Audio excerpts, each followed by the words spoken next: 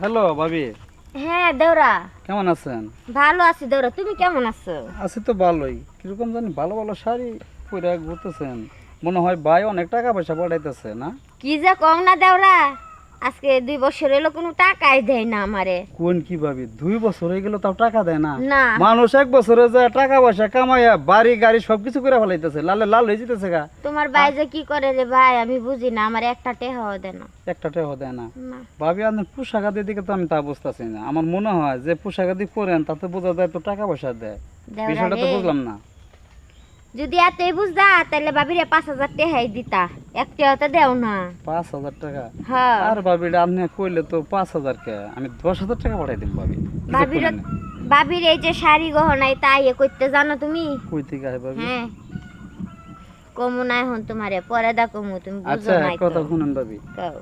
5,000 না, যদি আপনি চান আমি 10,000 দিব। সত্যি কইতাছো দেওরা? 100% সত্যি। তবে কথা একটাই, ভাবি দেখবো আমারে, আমি দেখবো ভাবি রে।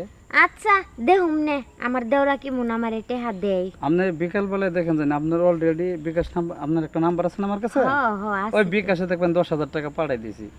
পরে তো আচ্ছা। পরে তো দেওয়ার দিকে একটু খেয়াল দেন, দিবেন নাকি? হ্যাঁ দিমু তো, আগে টাকাটা দিয়া নাও দেখে নি। আচ্ছা ঠিক কারণ আছে। তোমার মতো দেওরা আমি বিশ্বাস করি না এখন। বিশ্বাস করুন না? না। তবে টাকাটা দিলে কিন্তু ভাবি দেওয়ার কথাটা মনে রাখুন জানি। সত্যি? হ্যাঁ 100% সত্যি। আচ্ছা টাকাটা দিয়া তারপর তুমি আইসো। আচ্ছা তাহলে জান ভাবি, আচ্ছা বিকেলের মধ্যে পাঠাই দেবো। পাঠাইও। ঠিক আছে।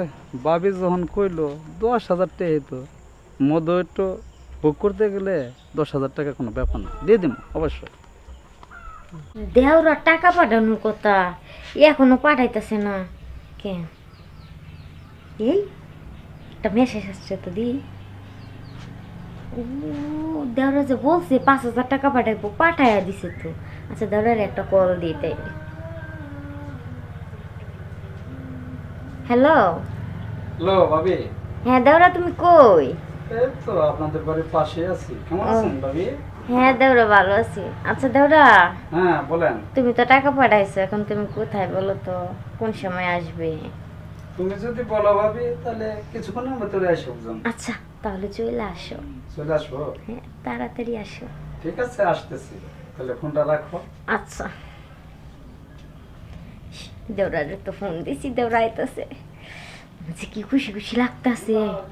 আর মরা নির্মুষার টান বেয়া দিছে, বিদেশ গেছে 2 বছর, একটা টেহা দে না। টেহা চাইলেই নাই নাই নাই। আমার এর কাছ থেকে টাকা আনতে, ওর কাছ থেকে টাকা আনতে, আমি আর কত সারা জীবন ফিটিং দিয়া যাবো? হ্যাঁ 2টা বছর যাবত আমি এরে ফিটিং দিই, হেরে ফিটিং দিই, দিয়া দিয়া টাকা আনি। এখন কি করবো নিজেও বুঝতেছি না, না দেওরার সাথেই পলায়া যাবো। এখন পর্যন্ত আসতেছে না, বুঝতেছি না, ভালো লাগতেছে না। ও ভাবি।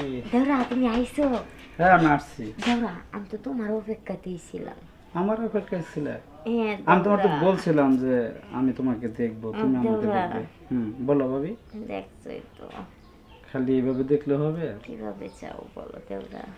আমি একান্ত ভাবে তোমাকে আপন করে পেতে চাই ভাবি। সত্যি দেওরা, আমিও তো চাই তোমার আপন করে পাইতে। সত্যি একবার পেলে হবে না, 3 সত্যি। সত্যি সত্যি 3 সত্যি। তো আজ থেকে তুমি শুধুই আমার। অবশ্যই দেওরা, আমি শুধু তোমার। ভাবি খালি কথাই কবা, কিছু হবে না? দেওরা হুম। তাড়াতাড়ি আসো, অনেকদিন যাবত তো বুঝোই তো।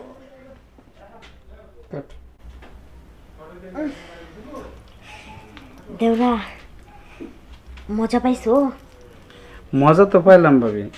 এই ভাবির যদি এই মধু বারবার পাই তাহলে তো আর সমস্যা নেই, দেওয়ার কোনো অসুবিধাই হবে না। আমিও আজকে সেই মজা পাইছি দেওরা। বুঝছো দেওরা, তোমার ভাই যাওয়ার পরের থেকে ইঞ্জিলটা কেউ স্টার্ট দেয় না। এঞ্জেল স্টার দেয় না, এখন থেকে এঞ্জেল স্টার হবে, সমস্যা নেই। সত্যি? হ্যাঁ সত্যি। এখন থেকে প্রতিদিন এমন মজা দিতে পারবা? অবশ্যই। তাহলে আসি ভাবি। আচ্ছা দেওরা, তাহলে তুমি ভালোভাবে লোকজন দেখে যাই।